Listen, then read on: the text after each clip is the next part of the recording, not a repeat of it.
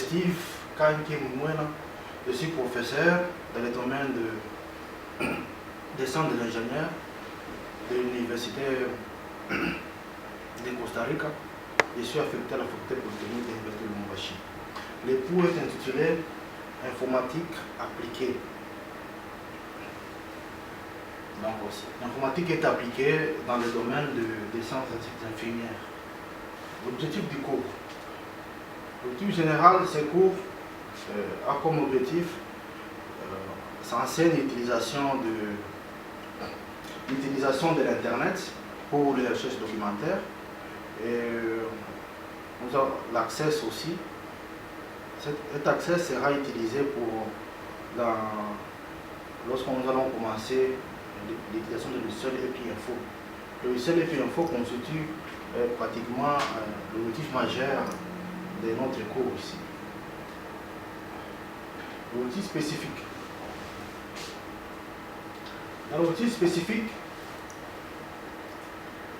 l'étudiant sera capable de faire des recherches fondamentales sur l'Internet, donc des recherches documentaires, qui vont lui aider dans le cadre de TFC, de recherche dans cette TFC ou bien TFE quand vous serez en L2.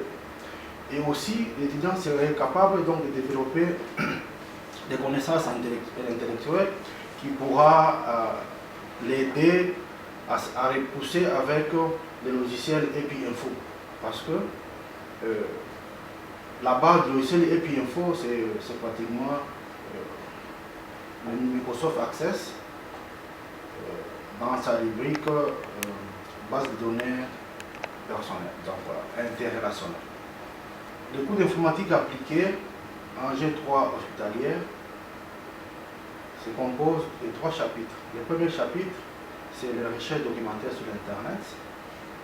Et le deuxième s'occupera de bases fondamentaux et concepts Microsoft Access. Le dernier sera constitué de logiciel EpiInfo. Donc, ça sera pratiquement une initiation de logiciel EpiInfo que vous aurez à approfondir quand vous serez dans la profession. Stratégie d'évaluation de connaissances. Ici, comme les cours se donnent à distance, nous allons donner le TP général, qui sera donné à la fin de ce cours, à la fin de la séance. Et ce TP sera déposé à la deuxième séance.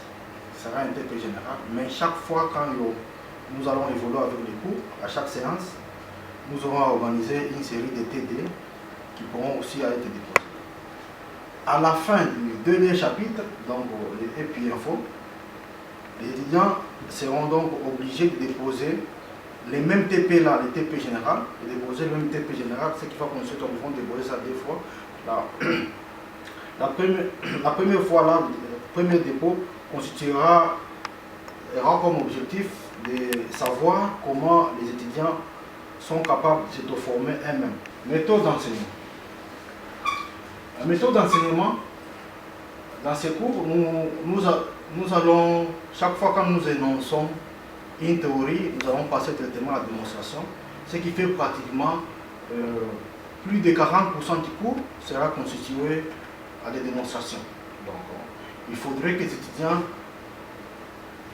soient capables de se disponibiliser sur leur PC le logiciel Microsoft Access 2013 et le logiciel EpiInfo.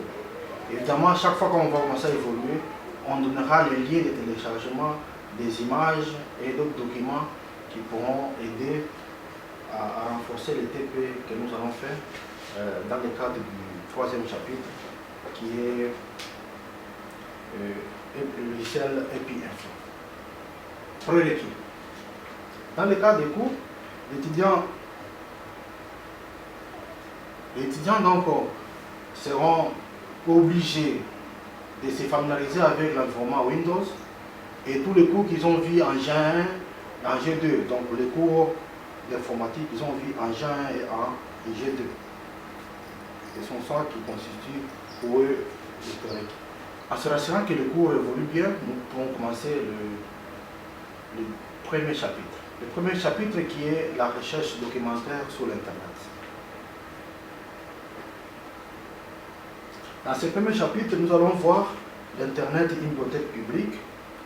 Nous allons voir la recherche des informations sur l'Internet, serveurs d'indexation, fonctionnement des moteurs de recherche, analyse des résultats d'une recherche, affinement du travail sur un moteur de recherche, options avancées des moteurs de recherche. En ce qui concerne le premier point, donc les points point 1.1, Internet, une bibliothèque publique. Cette partie, nous allons comparer l'Internet avec une bibliothèque ordinaire. Donc la bibliothèque que nous voyons sous la ville, les bibliothèques que nous avons ici dans nos facultés ou que nous voyons ici à distance. Donc nous allons comparer ça avec l'Internet. Donc, dans une bibliothèque ordinaire, nous avons un fichier catalogue, n'est-ce pas? Un fichier catalogue et un bibliothécaire. Ce fichier catalogue, c'est une liste là où il y a des journaux, les livres et donc les journaux, les livres et les revues disponibles pour la bibliothèque, n'est-ce pas? C'est sur une liste. Donc, la bibliothèque sera là pour orienter les chercheurs à chercher de bonnes informations. Donc, ça signifie que les livres sont dans des étagères ou dans des rangées. Alors, les bibliothécaires, dès que vous choisissez un livre, vous montre l'endroit là où vous devriez aller retrouver le livre que vous avez eu, ou bien carrément de retrouver l'information que vous voulez, ou de vous adresser à une revue disponible dans la bibliothèque, là où vous devriez, n'est-ce pas, soit consulter ou soit récupérer les informations dont vous avez besoin. Mais tandis que la différence, tandis que l'Internet, nous voulons comparer, l'Internet, sous l'Internet, il n'y a pas de bibliothécaire, n'est-ce pas? Il n'y a pas un guide disponible, mais sous l'Internet, la plus grande difficulté sur l'Internet, l'Internet a une multitude de livres, tandis qu'au niveau de la bibliothèque, les livres sont définis et les nouvelles éditions sont bien déterminées parce que les bibliothèques peuvent vous dire que voici sur la fiche du catalogue, ou bien les fichiers catalogue, voici les nouvelles éditions, voici les livres qui intéressent. Mais sur l'Internet, c'est vraiment une mosaïque, là où vous trouvez une multitude et personne ne peut vous guider. Et sur l'Internet, vous trouvez les entrées et les sorties. Ça signifie que vous qui consultez l'Internet, il y en a ceux-là aussi qui alimentent l'Internet à leur propre gré. Donc, quelqu'un peut alimenter sur l'Internet des documents faux ou carrément des informations fausses. Et ces informations fausses ou vraies sont à la portée de tout le monde. Tout le monde peut y consulter. Alors, dans ce cas-là, voici la différence. Il faudrait normalement faire attention à la consultation sur l'Internet. L'Internet a l'avantage d'avoir, c'est un gigantesque, a l'avantage d'avoir plusieurs milliers de documents, mais tandis qu'au niveau de la bibliothèque, n'est-ce pas, de la bibliothèque ordinaire, il y a des livres qui sont limités, où la documentation est bien limitée, bien déterminée, et il y a quelqu'un qui vous guide. Sur l'Internet, il n'y a pas de guide. Donc nous allons beaucoup plus approfondir ça par la suite, ce qui fait que l'Internet est appelé une bibliothèque publique gigantesque, n'est-ce pas? Voilà pourquoi nous appelons la bibliothèque et l'Internet une bibliothèque gigantesque. Parce que l'objet même de ce cours, qui est majeur, de ce chapitre, c'est la recherche documentaire sur l'Internet. Alors, ce qui fait que il faudrait devoir rappeler comment l'Internet fonctionne. L'Internet fonctionne en soi, l'Internet c'est un fil, n'est-ce pas? Le fil qui interrelie plusieurs ordinateurs. Et ces ordinateurs-là sont pratiquement des serveurs. Dans chaque ordinateur, il y a des documentations. Ce qui fait que nous appelons ça un site web. Donc les sites web, ce sont les différents documents qui se trouvent sur chaque serveur. Et chaque serveur, ce sont des ordinateurs qui sont parsemés et dont les fils interreliés par un fil qu'on appelle Internet. Et dans ces cas-là, ces serveurs sont gérés par les sociétés qui hébergent, les hébergeurs. Donc, nous avons comme exemple les sociétés hébergeurs comme OVH, nous avons Infomaniac, nous avons Godaddy, ce sont des différents hébergeurs.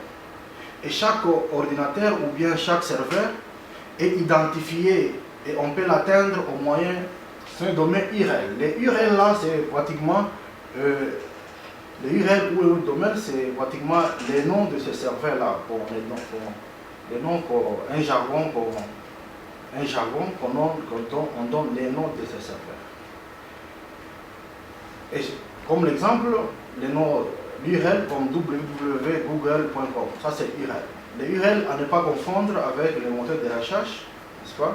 Tandis que si nous avons les URL, c'est www.google.com. Donc c'est google.com, nous avons encore d'autres URL qui est par exemple on peut prendre www.facebook.com, n'est-ce pas? Nous avons plusieurs URL. Alors, chaque URL a ce qu'on appelle les moteurs de recherche. Donc, ces moteurs de recherche, ce sont des applications qu'on installe sur des smartphones ou bien sur un logiciel, plutôt sur un ordinateur, qui vous aide à ce que vous puissiez accéder à ces moteurs de recherche. Donc, comme vous voyez Facebook, c'est un moteur de recherche qu'on peut donc installer. Ce moteur de recherche a une URL. Cette URL, c'est le nom du serveur, n'est-ce pas? Et ce serveur est identifié par une adresse qu'on appelle une adresse IP. Donc, voilà comment l'Internet est conçu. Pour accéder à l'Internet, vous devez avoir Pour accéder à cet Internet, vous devez avoir la connexion. Et la connexion, il y a des maisons qui attribuent des connexions. Ici chez nous, nous avons plusieurs maisons, nous avons Vodacom, Airtel et consorts, comme nous utilisons nous-mêmes ici les réseaux téléphoniques, tout ça. C'est là qui nous donne la connexion. C'est à partir de ça, donc si vous écrivez sur la zone de recherche d'un moteur de recherche, vous écrivez vos mots-clés, votre mot-clé là, le mot-clé va aider à ce que votre moteur de recherche aille chercher dans les différents serveurs les documents que vous voulez. C'est ça la différence avec la bibliothèque, n'est-ce pas? La bibliothèque ordinaire. La bibliothèque ordinaire, vous arrivez, vous trouvez un fichier ou un tableau, là où vous indique des livres, et vous avez les bibliothécaires qui peuvent vous aider à accéder à ces ouvrages ou à vous conseiller à trouver d'autres ouvrages qui peuvent être plus meilleurs. Mais c'est ça qui constitue la différence sur Internet. Sur Internet, vous écrivez ces mots-là et les moteurs de recherche vous aident à retrouver soit dans les serveurs correspondant à ces moteurs de recherche ou même dans d'autres serveurs. Donc en expliquant ça, nous pouvons passer à 1.2, la recherche des informations sur Internet. Ça, c'est ce que je viens d'ailleurs, j'ai expliqué ça plus en avance, c'est ça que je viens d'expliquer. Donc, la recherche sur Internet, l'Internet a une difficulté parce que c'est vraiment un gigantesque. Il y a plusieurs informations, à grande quantité, des informations mosaïques, donc des bonnes informations, des mauvaises informations, et donc c'est à vous de choisir la bonne information. 1.3, serveur d'indexation. Ici, le serveur d'indexation. Le serveur d'indexation, c'est un serveur qui stocke les pages lues par les spiders. Les spiders, sur un moteur de recherche, il y a ce qu'on appelle les spiders qui lit les informations. À partir du moment que les spiders lit cette information directement est stockée dans ce qu'on appelle le serveur d'indexation. Les serveurs d'indexation ont pour rôle aussi de pouvoir mettre à jour les index des informations qui sont liées par les sliders. Avant donc d'atteindre le point 1.4, qui est le fonctionnement des moteurs de recherche, donc, il s'agit donc de se poser plusieurs questions, n'est-ce pas, pour la bonne compréhension. Vous devez donc vous poser la question de savoir quelle est la différence entre une bibliothèque ordinaire et l'Internet, n'est-ce pas. Pour revoir ça, sous l'Internet, l'Internet c'est un gigatext, là où vous ne retrouvez ni une bibliothèque gigantesque, là où vous ne retrouvez ni les bibliothécaires, ni un fichier catalogue, n'est-ce pas? Tandis que sur l'Internet, vous avez devant vous un moteur de recherche. C'est un moteur de recherche qui vous aide à accéder dans des différents serveurs, là où c'est stocké les informations. La deuxième question, vous allez vous poser la seconde question, de savoir quels sont les noms des hébergeurs. Donc, les hébergeurs que vous connaissez. Donc, les hébergeurs sont OVH, Infomaniac et GoDaddy. La troisième question, qu'est-ce qu'un site internet? Le site internet, c'est l'ensemble des fichiers qui constituent le fichier qui se trouvant dans les différents serveurs. Et les serveurs là sont interreliés par des fils, n'est-ce pas? Et les serveurs sont gérés, organisés par les hébergeurs. La quatrième question que vous allez vous poser, qu'est-ce que signifie URL? URL, c'est une adresse d'un site ou d'une page hypertexte sur l'Internet. Comme j'ai expliqué, le URL en soi, c'est une abréviation qui signifie Uniform Resource Locator. La cinquième question à se poser, c'est comment est constituée l'adresse IP. Donc l'adresse IP, c'est vraiment difficile d'avoir ça en tête, mais au moins chaque serveur a une adresse IP et cette adresse IP est unique à chaque serveur. Nous donnons par exemple l'exemple de l'adresse IP 216 27 69 178. Donc c'est une adresse IP, c'est un exemple d'une formation de l'adresse IP. Si vous m'avez suivi, dans ce cas-là, on peut passer au point 1.4, fonctionnement des moteurs de recherche.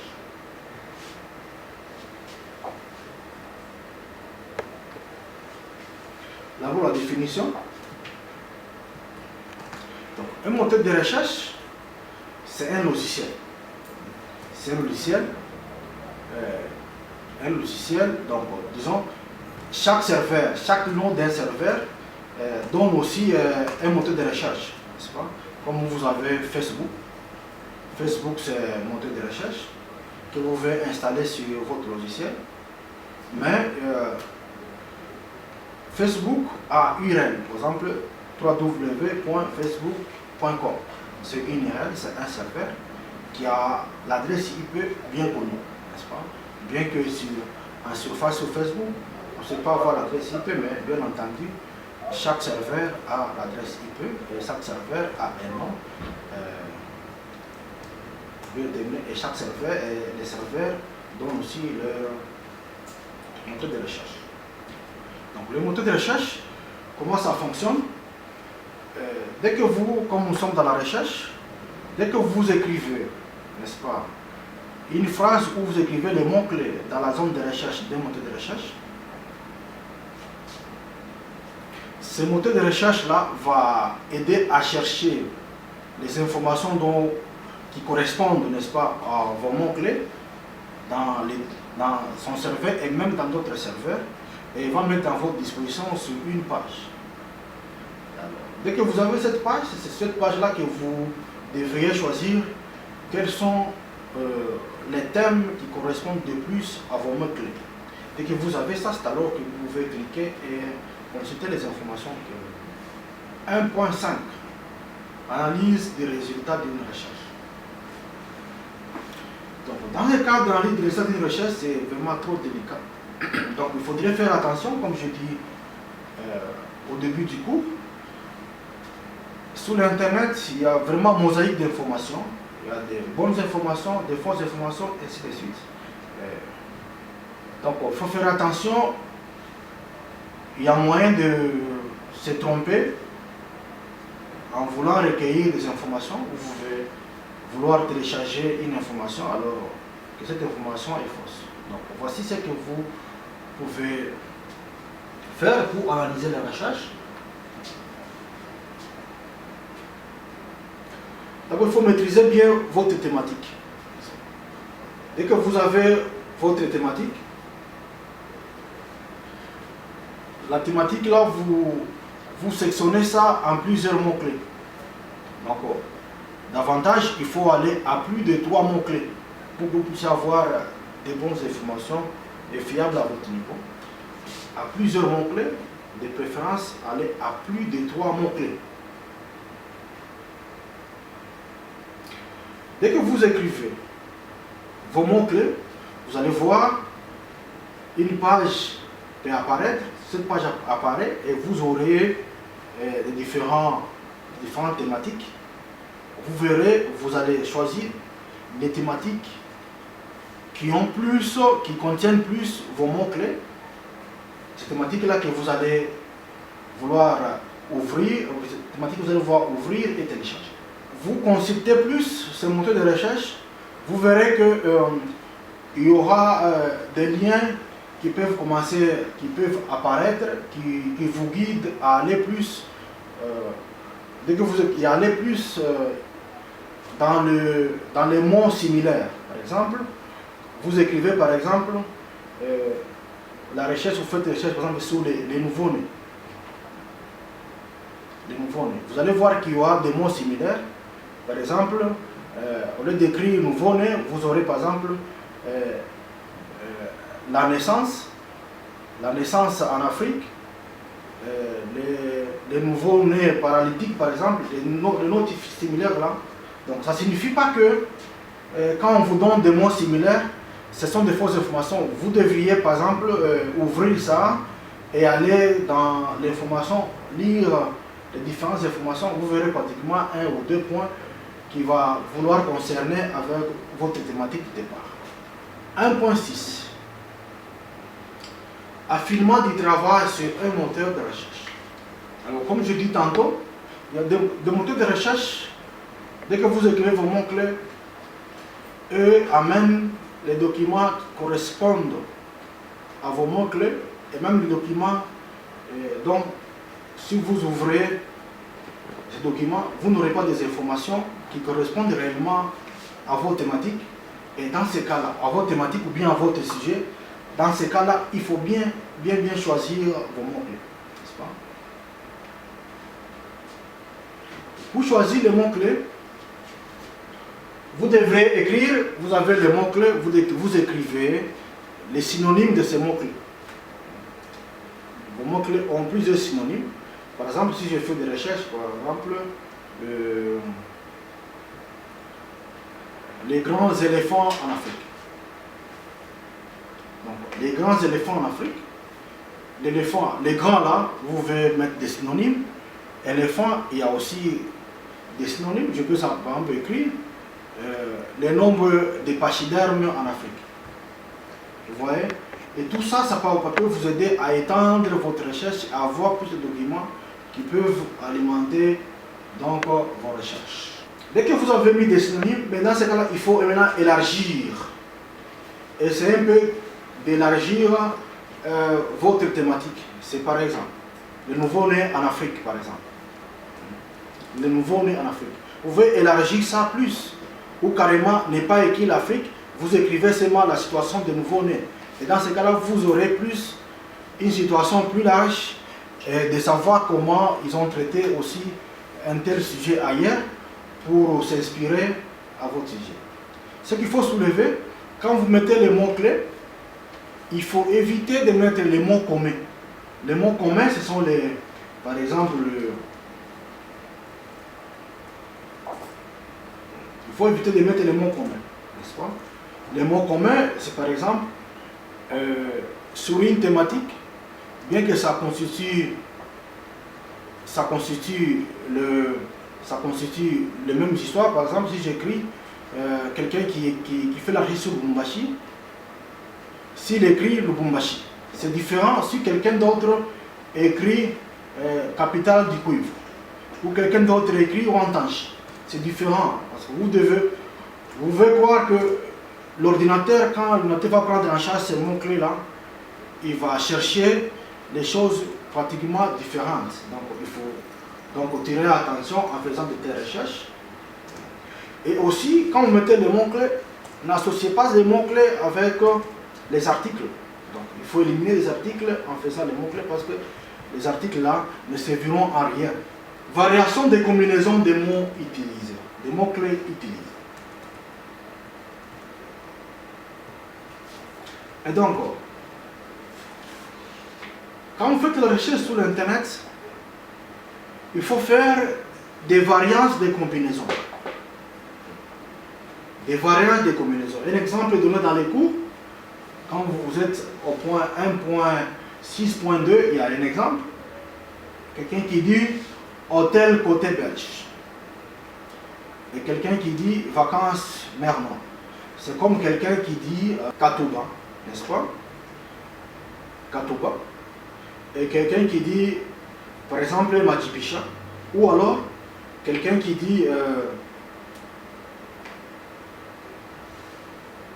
pour donner un autre exemple, revenir sur le même exemple, ou quelqu'un qui dit Lubumbashi et quelqu'un qui dit Capitale du cuivre. Donc, rassurez-vous que l'ordinateur va donner des choses différentes. Donc, ne pensez pas que ce sont des synonymes, n'est-ce pas? Ce ne sont pas des synonymes, l'ordinateur donnera des résultats vraiment tout à fait différents qui ne peuvent pas vous amener à obtenir les mêmes résultats ou carrément qui peuvent vous dérouter dans vos recherches. Prise en compte des accents dans une recherche sur Internet. Donc, quand vous faites des recherches sur Internet, les accents ne sont pas importants. Donc, si vous écrivez par exemple bébé sans accent et bébé avec accent, vous aurez les mêmes résultats. Mais à condition que les mots bébé là ne puissent pas être dans d'autres langues. Si le mot bébé là existe dans d'autres langues, dans ce cas-là, vous aurez d'autres résultats. C'est ce qu'on appelle dans la recherche sur Internet les faux amis, n'est-ce pas? Ce qu'on appelle les faux amis. Vous aurez d'autres résultats. Donc au départ, les accents ne sont pas importants parce qu'ils n'influencent pas dans les résultats des recherches. Mais seulement qu'il faut se rassurer si les mots là, avec les mêmes accents, ça existe dans d'autres langues. Et dans ce cas-là, ça va friser vos recherches. Directive particulière dans une recherche sur l'Internet.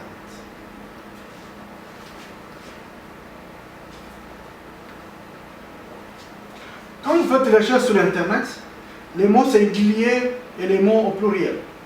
Donc si vous écrivez un mot qui est au pluriel et un mot au singulier, rassurez-vous que vous n'aurez pas les mêmes résultats, ce sont des résultats différents.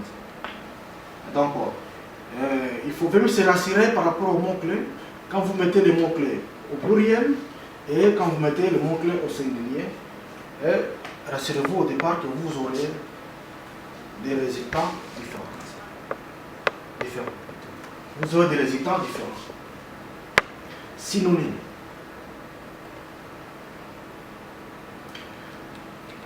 Quand vous faites les synonymes des mots sur les recherches Internet, vous aurez les mêmes résultats. Mais il faut se rassurer que, il faut seulement se rassurer que les synonymes là, il faut se rassurer vraiment qu'ils sont des synonymes. Mais si vous ne connaissez pas les synonymes, voici comment il faut mettre.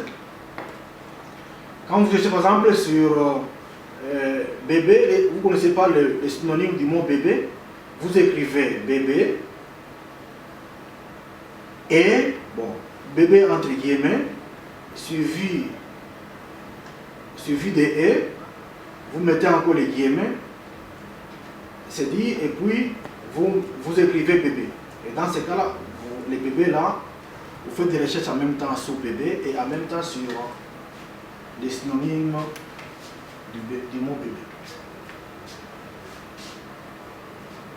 Les jokers.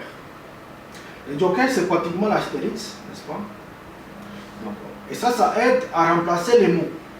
En écrivant les mots-clés. Si vous voulez pas un mot-clé, vous voulez remplacer ce mot-clé par un autre mot-clé. Par exemple, si vous aviez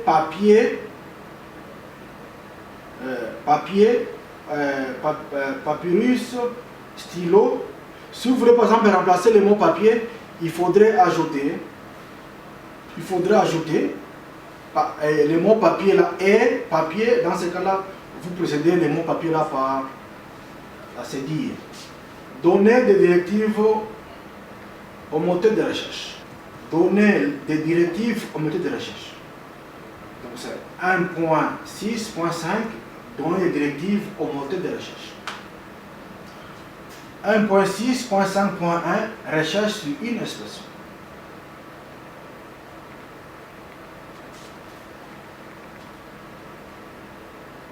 Alors, pour obliger, vous avez plusieurs mots-clés, mais si vous voulez que ces moteurs de recherche-là puissent accentuer sur un mot donné, n'est-ce pas? Vous devrez écrire entre guillemets ces mots-là. Par exemple, vous écrivez naissance, bébé, Lubumbashi. Si vous voulez que les moteurs de recherche là-bas puissent s'accentuer sur le mot bébé, il faut mettre ces mots bébé là entre guillemets. 1.6.5. Exclure, donc exclusion de mots.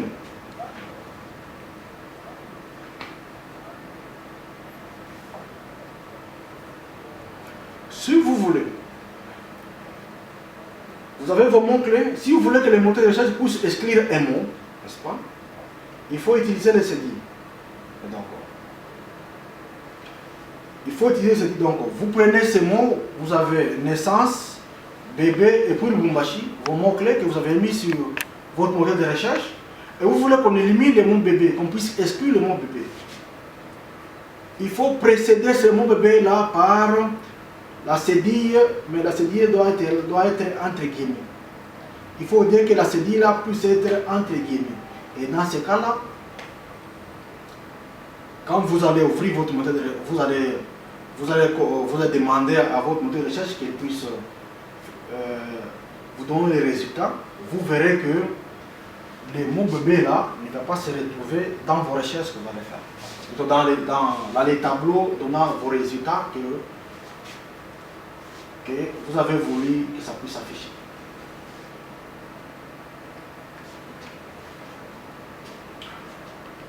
Un point 6.5.3.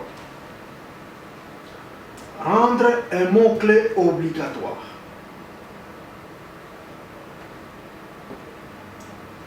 Pour rendre un mot-clé obligatoire, il faut précéder ce mot-clé là-bas par plus.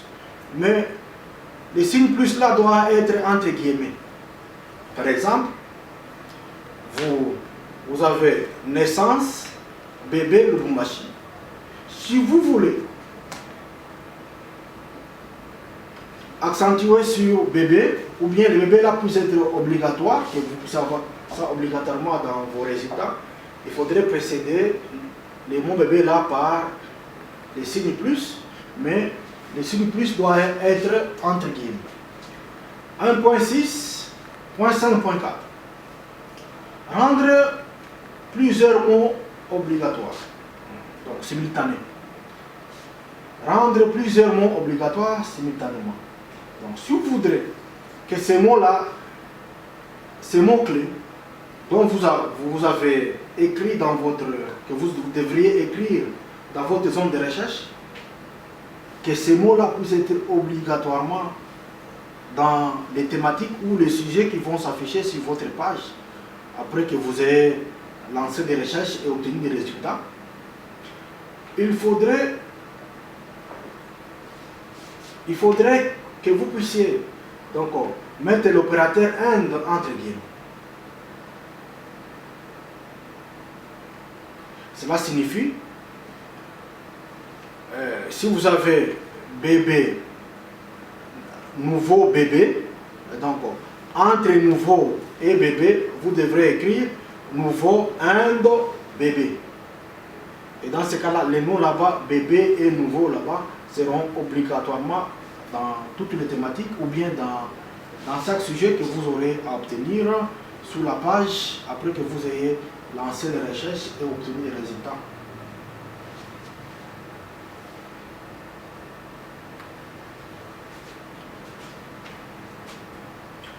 « 1.6.5.5 Laissez les choix entre plusieurs mots.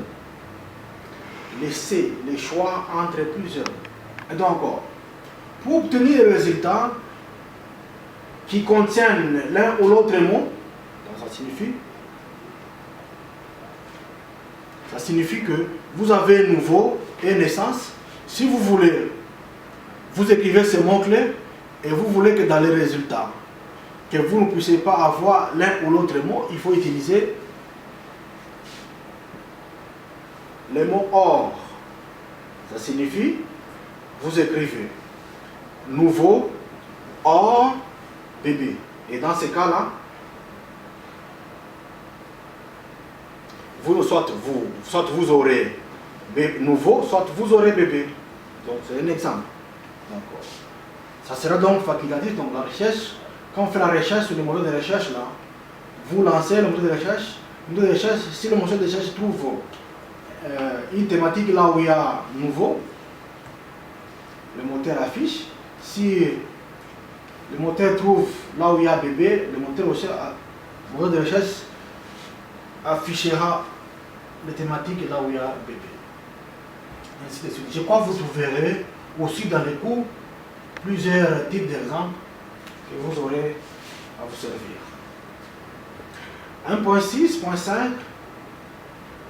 1.6.5.6 Ordre des termes dans la requête peut être importante. L'ordre des termes dans la requête peut être importante. La requête, c'est quoi? La requête, c'est la série de mots-clés que vous écrivez dans la zone de recherche de votre moteur de recherche. C'est ça la requête, n'est-ce pas? La requête, donc, c'est une demande en soi. Il faut se rassurer de l'ordre des termes.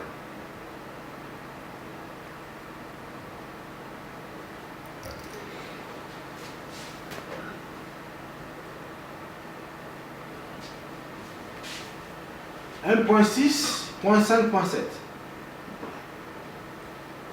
Faire des recherches dans un site web seul. Avant de commencer ce point, il y a une série de questions que vous devriez d'abord vous poser. Que vous devriez vous poser en rapport à ce que nous venons de voir. La première question.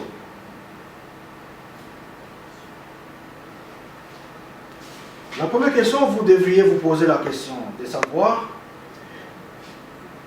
quels sont les fournisseurs d'accès à l'Internet dont dispose notre milieu. Ici, nous avons les fournisseurs d'accès à Internet. Nous avons Vodacom, donc pratiquement Vodacom, Relacom et ainsi de suite. Nous avons Vodacom, Airtel et ainsi de suite. Les fournisseurs que nous avons. Vous devez savoir définir un navigateur Internet. Donc, un navigateur Internet ou moteur de recherche. Donc, un exemple de navigateur de recherche ou moteur de recherche, nous avons Internet Explorer, nous avons Chrome, Opera, nous avons Firefox, nous avons Facebook, ainsi de suite. Mais vous devriez savoir définir ça. Vous devriez connaître ça. Donc, un moteur de recherche, c'est une application, c'est un logiciel qu'on installe sur le smartphone ou bien sur un ordinateur ou un PC pour pouvoir utiliser et accéder à un serveur ou à une adresse URL qui peut donc vous fournir des informations liées à votre recherche. Vous devriez aussi savoir qu'est-ce qu'un Spider. Le Spider ici, c'est un robot d'indexation des pages internet utilisées dans les moteurs de recherche. Le Spider ici, c'est un robot d'indexation des pages sur un site internet. Donc,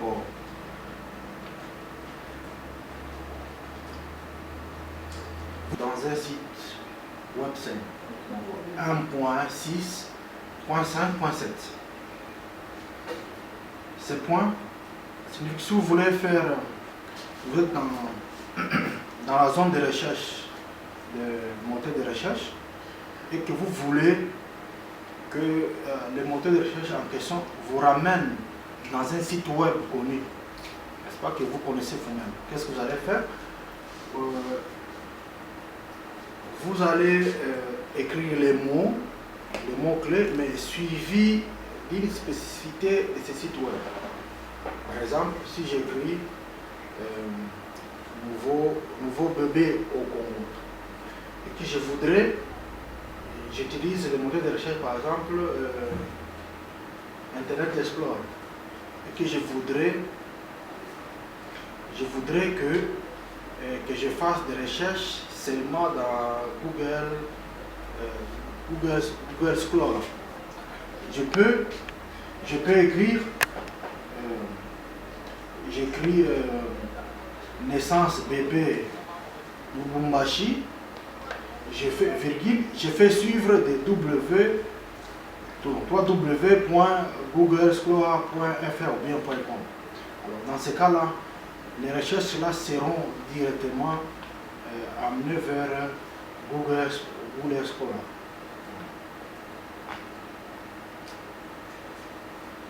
Ceci étant, donc on peut passer à l'autre point, 1.6.5.8. Voir les sites liés à un autre.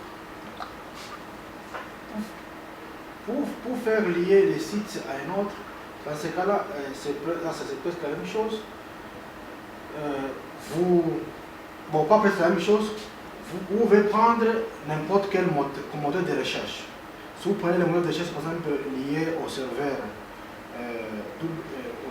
www.google.fr, mais vous prenez les moteurs de recherche, par exemple Google. Dès que vous prenez le moteur de recherche Google, dès que vous voulez faire des recherches dans Google Scholar, dans ce cas-là, vous écrivez l'URL dans la zone de recherche de Google, pour que ce Google vous amène dans les serveurs Google Scholar, et dans ce cas-là, c'est à partir de là que vous allez mener vos recherches. Dans ce sens.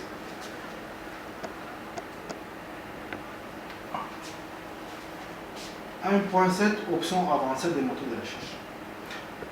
Ici, l'option avancée des moteurs de recherche, vous voyez à côté de la zone de recherche, il y a une option appelée recherche avancée. Dès que vous faites vos recherches, vous combinez les mots-clés, vous mettez des synonymes, vous faites toutes les acrobaties.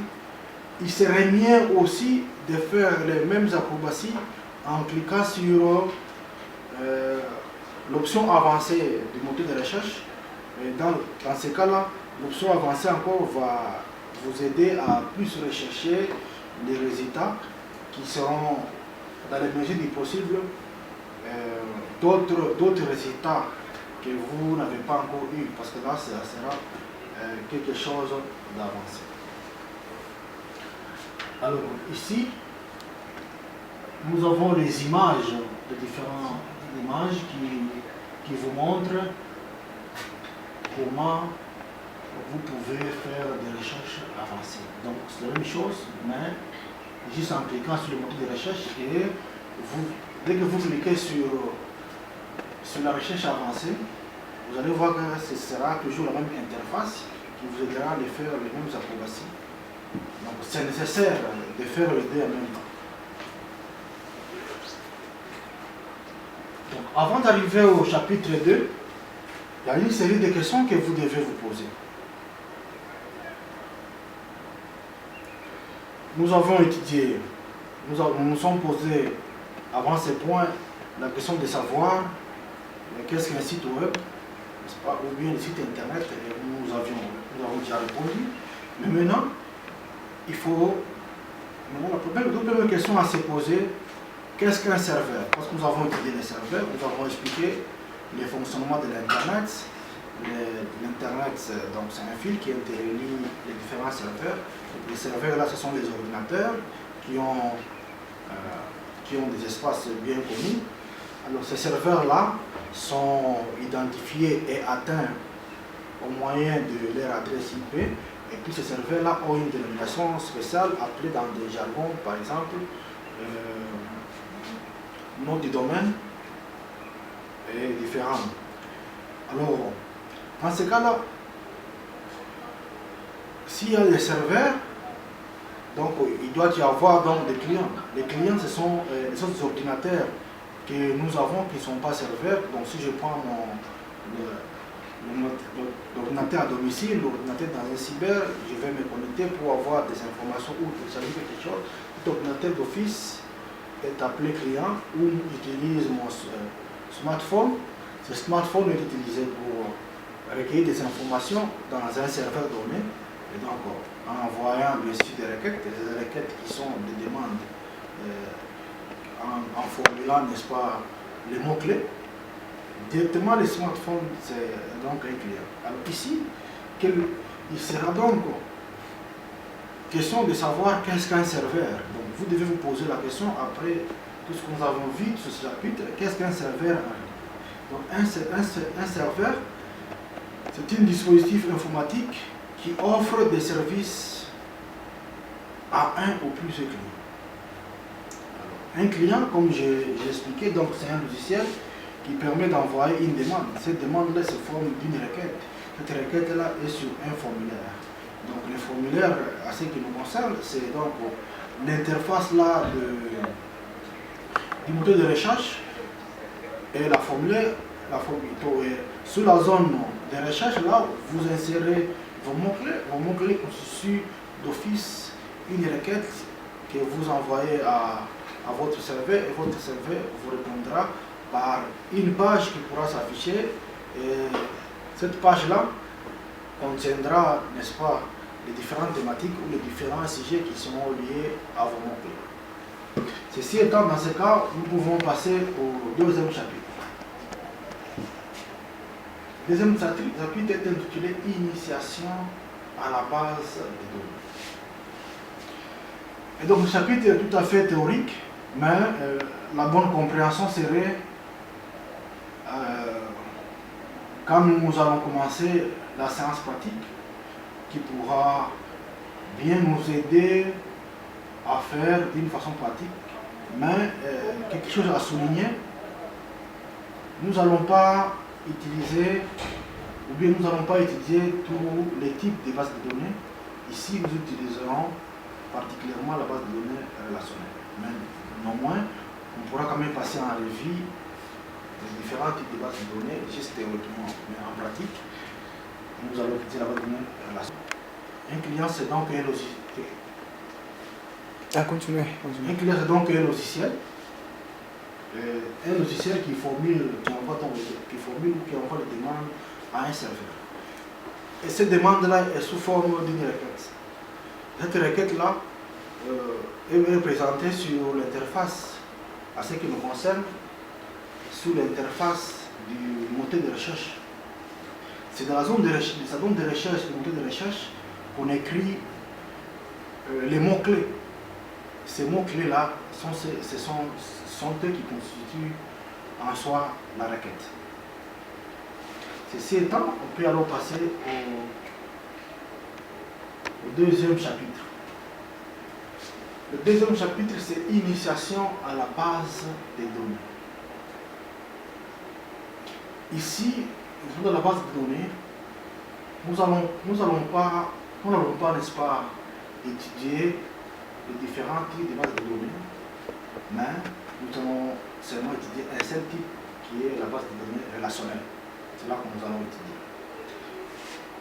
Mais ça n'empêche qu'on va passer en revue d'une façon théorique des données, et tout en vous signifiant que c'est ce type de base de données qui est prise en charge par le logiciel EPIinfo. Comme c'est le logiciel EPIinfo qui constitue pratiquement l'objet de notre cours, donc ici donc qu'on puisse atteler d'une façon pratique à ce type de base de données qui est la base de données type relationnel. 2.1 Système de gestion des bases de données. 2.1.1 Définition d'une base de données. La base de données, c'est une entité. Comme vous le voyez, vous allez le voir dans les services. C'est une entité dans laquelle il est possible de stocker donc les données de façon structurée et sans redondance possible. Donc, avec moins de redondance possible.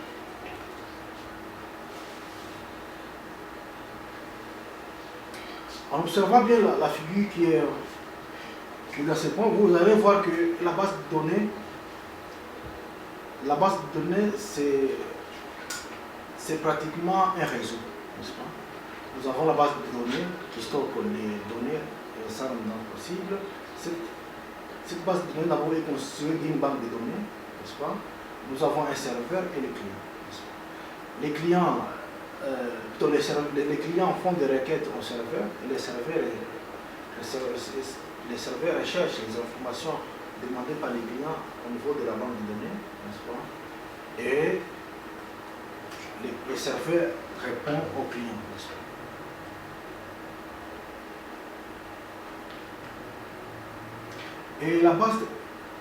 Et une base de données peut être soit, ça peut être local ou réparti. Une base de données peut être soit sur un logiciel, plutôt, peut être soit sur une seule machine ou sur plusieurs machines, dont une des machines peut être un serveur.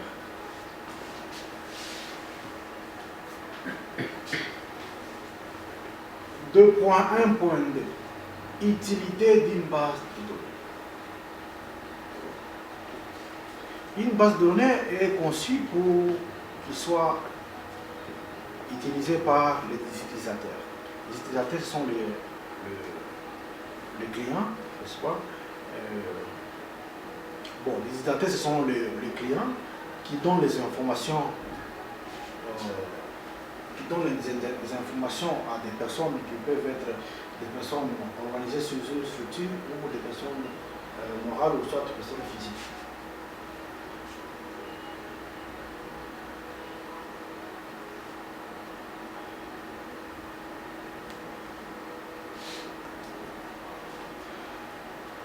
Dans ce cas-là, l'avantage d'une base de données serait donc l'accessibilité rapide, n'est-ce pas? Vous pouvez facilement accéder aux informations rapidement et en plus, ça donne l'avantage à plusieurs utilisateurs d'accéder aux informations plus rapidement possible. C'est l'avantage. 2.1.3 Gestion des bases de données. La gestion des bases de données, c'est donc un système qui permet de gérer les données et les serveurs en même temps les clients.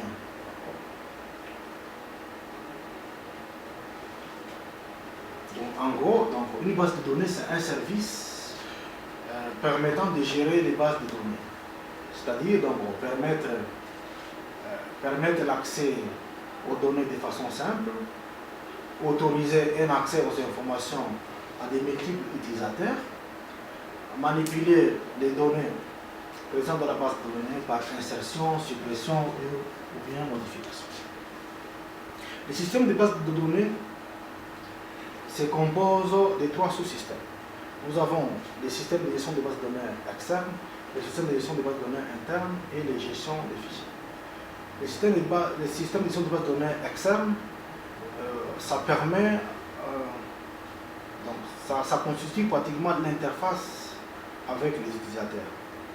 Le système de gestion de base de données,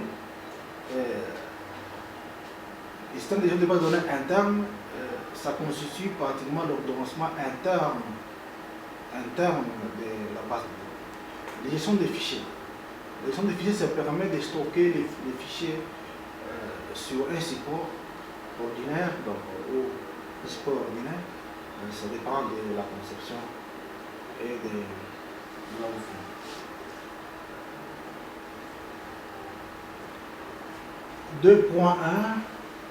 Point 4, principaux systèmes de gestion de base de données. Nous avons plusieurs systèmes de gestion de données que vous pouvez donc observer même dans les syllabus. Et nous, ce qui va nous intéresser, c'est le SQL, SQL Server 2, Oracle. De toutes les façons, dans le logiciel EpiInfo, les systèmes de gestion de base de données qui pourra être utilisé, ça sera le SQL Server 2. Donc, c'est là que nous allons nous focaliser. Le reste type de gestion de base de données, c'est juste par information. 2.2 Niveau des données. 2.2.1 Niveau ANSI ou Spark. La structure ANSI créée depuis 1975 définit trois types de niveaux. Définit trois types de niveaux de données. Le premier type de niveau de données, c'est le niveau interne ou physique. Le deuxième, c'est le niveau conceptuel. Le troisième, c'est le niveau externe. Le niveau interne définit la façon dans laquelle sont stockées les données et la méthode d'y accéder. Le niveau conceptuel où les modèles conceptuels des données ou les modèles logiques de données, elle définit donc l'arrangement des informations au niveau de la base de données, tandis que le niveau externe, c'est pratiquement l'interface entre les utilisateurs. 2.2.2 Caractéristiques d'une base de données. Nous avons ici défini plusieurs caractéristiques d'une base de données. On peut énumérer indépendance physique. Ici, l'indépendance physique signifie que les niveaux physiques ou les niveaux externes peuvent être modifiés indépendamment des niveaux conceptuels. Indépendance logique, cela signifie que le niveau conceptuel peut être modifié indépendamment des niveaux externes ou physiques. La rapidité des accès, la manipulabilité. Ici, une base de données doit être manipulable même par des personnes qui ne sont pas du domaine, ou les personnes qui n'ont pas participé à la conception, ou les personnes profanes à la matière. Donc, la base de données doit être conçue de façon qu'elle puisse être capable d'être utilisée par des tierces personnes novices dans la matière. Rapidité des accès. La base de données doit être conçue de façon que les informations circulent rapidement. Donc, du client vers le serveur ou des clients vers le serveur, du client vers le serveur et du serveur vers le client doit être rapide. Et lorsque les administrateurs veulent modifier, n'est-ce pas, le contenu, tout ça, là, on doit donner l'accessibilité parce que les administrateurs puissent modifier facilement les données ou implémenter des formules internes. Administration centralisée.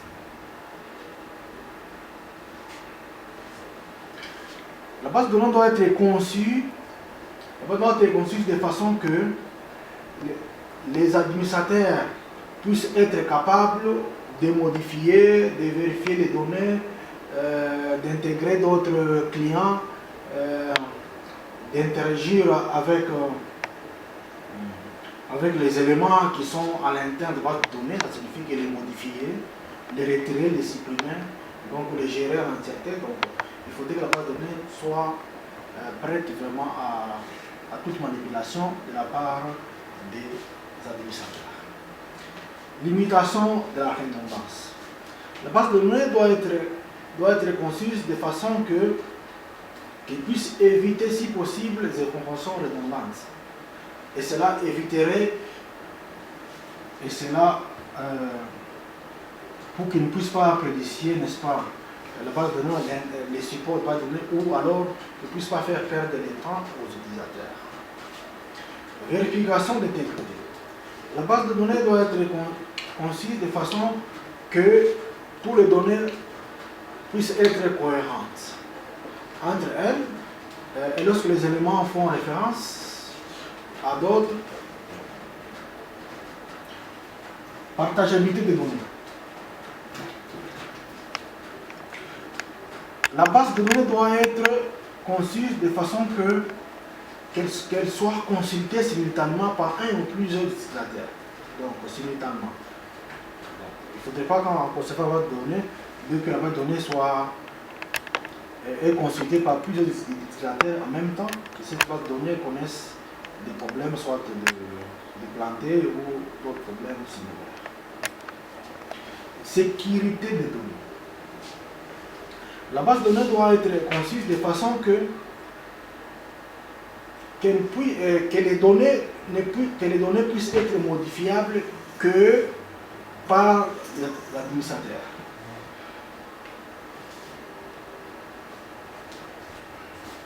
Et les droits d'accès, ça puisse être limité.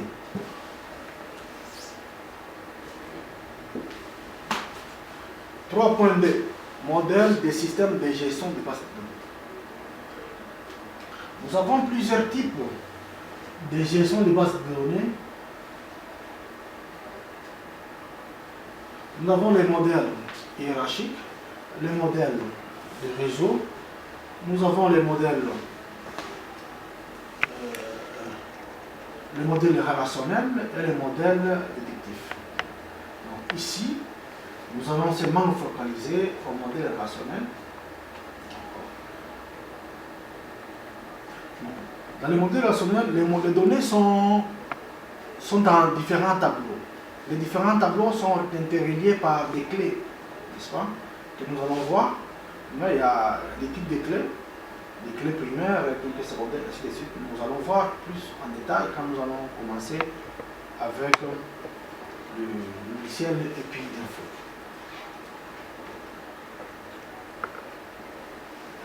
.4 Base des données. 2.4.1 Utilisation des formulaires.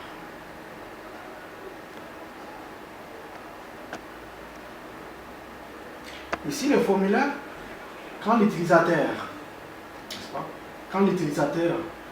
formule une demande, il formule cette demande-là, formule une demande, il met une requête, il remplit cette requête-là, il remplit sur le formulaire et envoyer que les serveurs, envoyer au serveur et le serveur formule une réponse. Et ces réponses-là, plutôt ces formulaires, c'est composé en différents types de formulaires. Il y a des formulaires qui peuvent être des cases, des formulaires qui peuvent être des boutons, des formulaires qui peuvent être soit des listes, et des formulaires qui peuvent être des cases à cocher, et des formulaires qui peuvent être à choix multiples, ainsi de suite. Ceci étant, je crois que nous allons continuer le troisième chapitre qui est l'initiation du CDP Info. Avant de pouvoir continuer, il y a une série de questions que nous devons nous poser.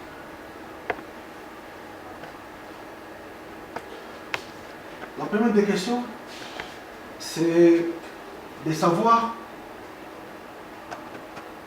si nous avons plusieurs ordinateurs. Si vous avez plusieurs ordinateurs, lequel des ordinateurs peut être un serveur? La réponse est que dans la conception d'une base de données,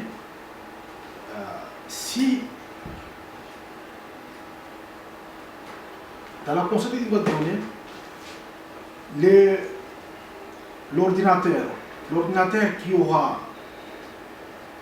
n'est-ce pas, qui aura les disques durs, n'est-ce pas, qui aura la grande capacité, c'est l'ordinateur là qui sera d'office un serveur. À moins de concevoir autrement, ou à moins que vous puissiez donc imposer une machine pour que cette machine puisse être d'office un serveur. La deuxième question à savoir,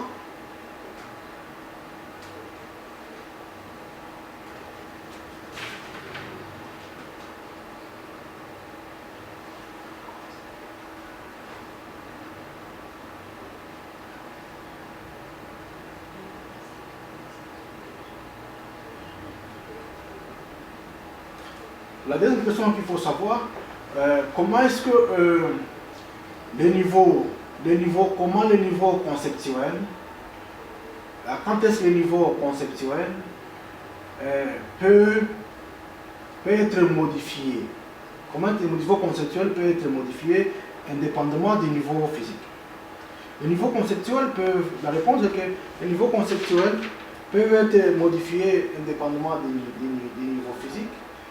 C'est lorsque quand vous avez l'interface externe qui est le niveau interne, qui est appelé niveau physique, c'est lorsque les aspects matériels de la base de données n'apparaissent pas sur le niveau de l'utilisateur. Ceci étant, nous allons passer au dernier chapitre de la séance prochaine. Mais le deuxième chapitre de la séance prochaine, il faudrait que les étudiants puissent se munir du logiciel EPI Info. Et le troisième chapitre sera le chapitre un peu plus pratique, qui constitue pour vous un TP que vous allez déposer la séance prochaine, donc avant le début de la séance prochaine. La première question: quelle est la différence entre une bibliothèque ordinaire et l'Internet? Deuxième question: donnez les noms des sociétés hébergeurs que vous connaissez. 3. Qu'est-ce qu'un site Internet ou site web? 4. Que signifie URL? 5. Donnez l'exemple d'une adresse IP.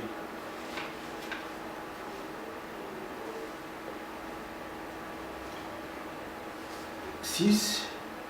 Donnez 5 noms des fournisseurs à l'accès Internet que vous connaissez. 7. Qu'est-ce qu'un navigateur Internet ou un moteur de recherche? 8. Qu'est-ce qu'un spider?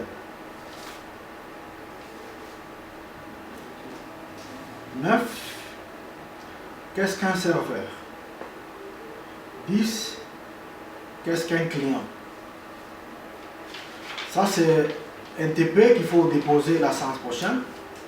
Mais néanmoins, on pourra, entre-temps, nous avons dit au début du cours que vous devriez donc déposer les TP de 56 questions qui vous a été envoyé en même temps que le syllabus, donc en version électronique, que je pourrais vous réenvoyer d'ici ce soir en version web, que vous allez, n'est-ce pas,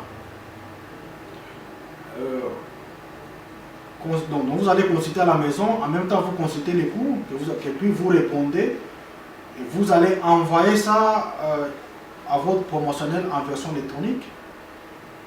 Donc le promotionnel pourra imprimer et déposer à la section. Une précision: le TP de 56 questions, c'est à envoyer la semaine prochaine, le mercredi, à envoyer au promotionnel. Les TP, vous n'allez pas les faire à main levée. Les TP, je vais vous envoyer. C'est un TP en chambre équipe, bien sûr. Je vais vous envoyer la version électronique parce que j'avais envoyé la version électronique en format PDF. Cette fois-ci, je vais vous envoyer d'ici ce soir en version web.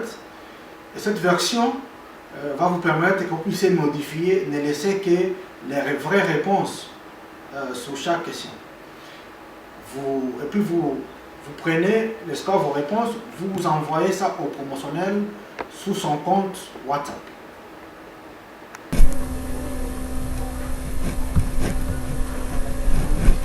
Voilà les TP, 56 questions.